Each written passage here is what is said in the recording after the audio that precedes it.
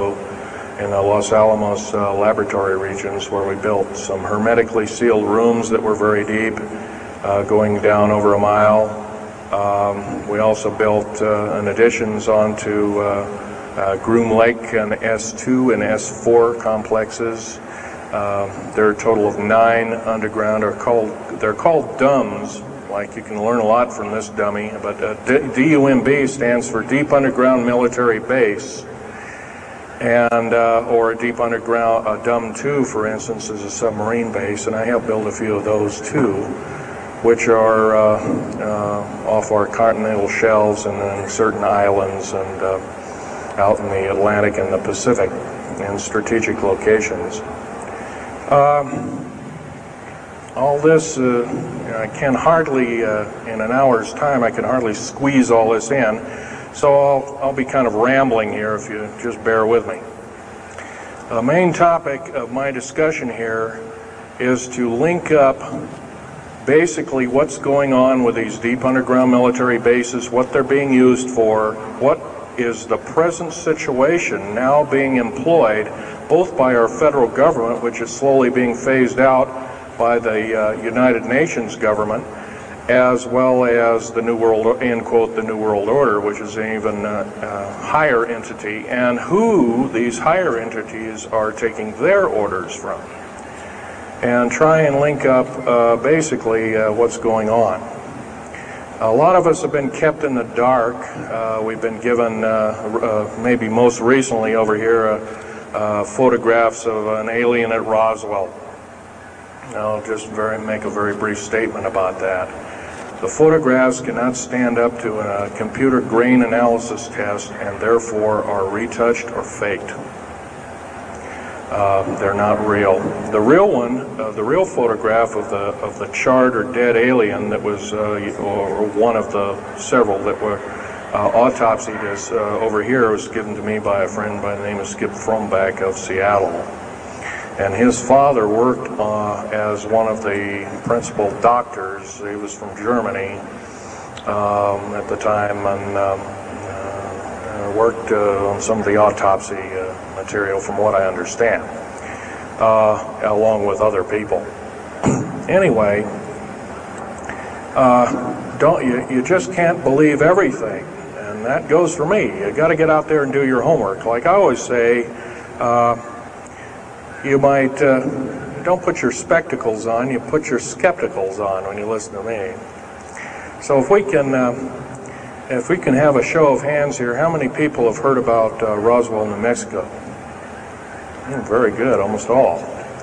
And how many people have heard about the black helicopters and the other kinds of flying saucers type equipments out at Groom Lake and other places? Very good.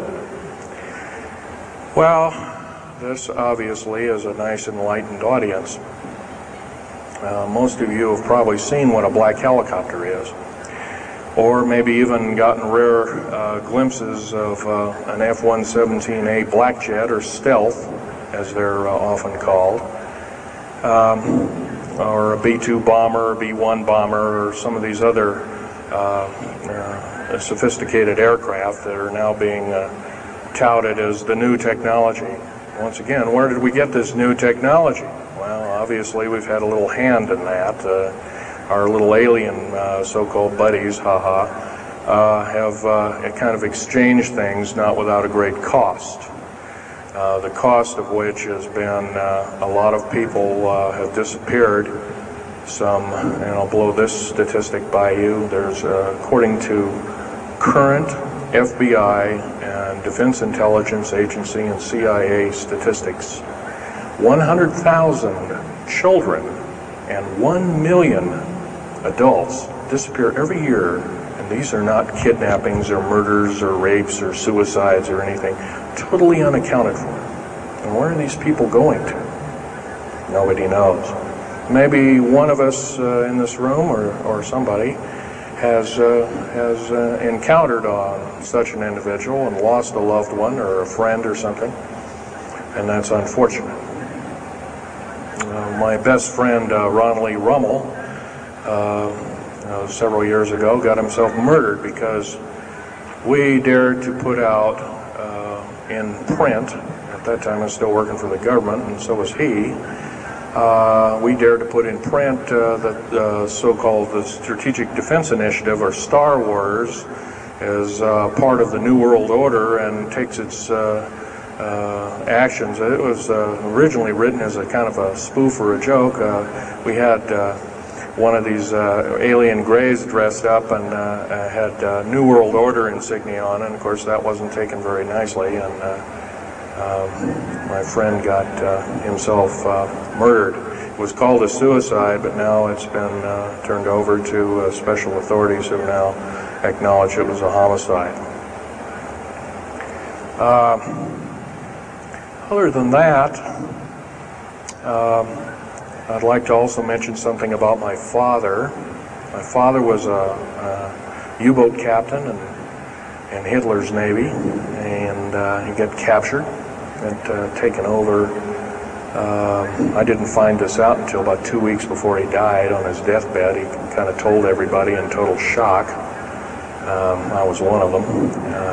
In fact, I didn't believe him. I thought he was kind of in delirium or something like that. And of course, other things have come up since. And so, anyway, he was captured by the French, turned over to the Third Army, U.S. Third Army, and then U.S. Third Army turned him over to the Navy. And he was a master machinist. Now, that's not a journeyman. A master means that they can take a block of metal and make a gun or a watch or some other fine instrument. And he was a master machinist. He later became an MD doctor and part of the aerospace medicine group of the United States Navy. Was instrumental in helping build the USS Nautilus and its first nuclear-powered predecessor, the Enterprise, the first nuclear-powered aircraft carrier, and other ships like it. He pioneered all the ways in building very small and miniature nuclear engines, and he even helped later on in his life, he helped develop the infamous grid bed nuclear motor, which is now employed in some things that look like flying saucers that people claim are flying saucers. Yes, we, in quote, the United States Air Force and other armed forces, are training other European forces to fly unidentified, or now identified, or, in quote, flying saucers. We've actually built several prototypes that are flying under names of black craft.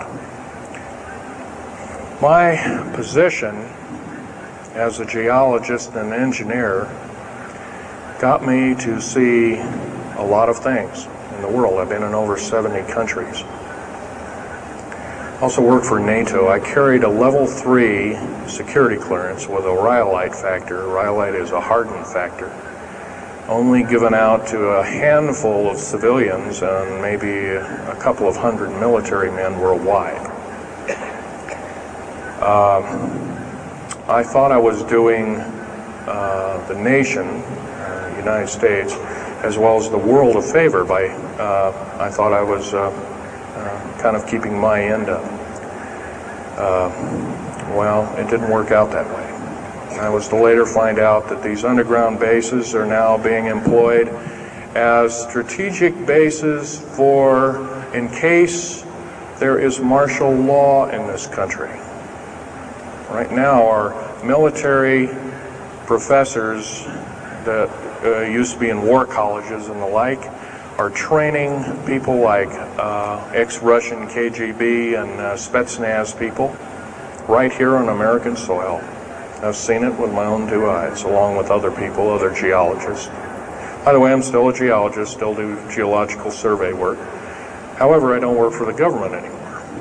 I took my security clearance and all my government stuff and cut it up and sent it back to the, pardon my French, SOBs.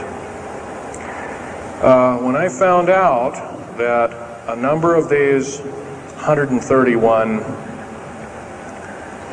deep underground military bases are being used to subvert the Constitution of these United States and its people, I says, that is enough. I can't possibly be connected. Oh, well, Mr. Schneider, you can't quit, they said. Well, I says, yes, I can. I'm an individual. I'm going to